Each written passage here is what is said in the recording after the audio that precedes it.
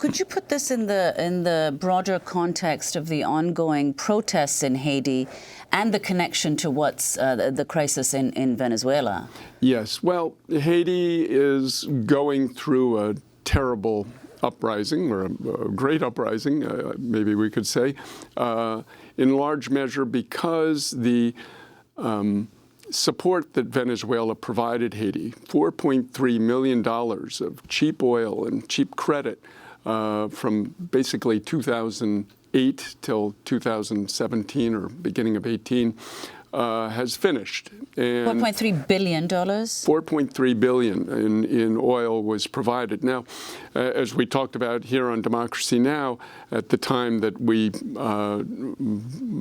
broke the story about that and the U.S. opposition to it, thanks to WikiLeaks documents we'd received, the program provided this money on very favorable terms. Haiti only had to pay 60% up front, and then 40% went into a thing called the Petro-Caribe Fund, which was repayable after 25 years at 1% interest.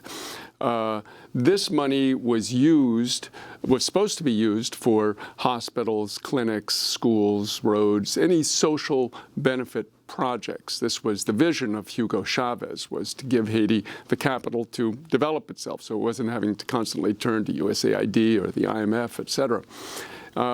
This money, though, was largely plundered by primarily the government of Michel Martelly of 2011 to 2016, basically brought in through the good services of then Secretary of State Hillary Clinton.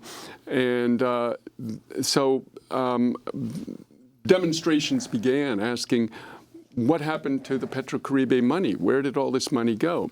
Then in July of last year, they tried to hike the gas prices because the cheap Venezuelan oil is finished. And the IMF came in and said, you got to raise the prices if we're going to give you any more loans. And when they tried to do it, the people went ballistic, went in the streets for 3 days. Haiti was basically shut down. And Jovenel had to sacrifice his prime minister and bring in the new prime minister, who just was now ousted, Jean-Henri Séan. So that mobilization continued through the fall.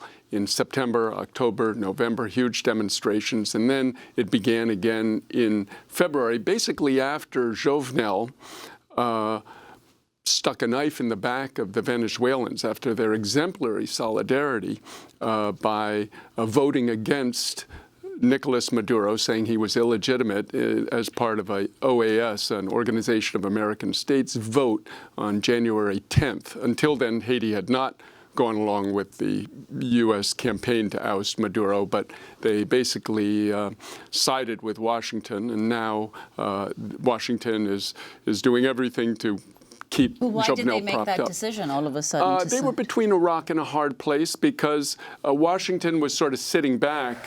They hadn't come in to help denounce Maduro or line up against Maduro. But when they did, the U.S. began to support them in some way.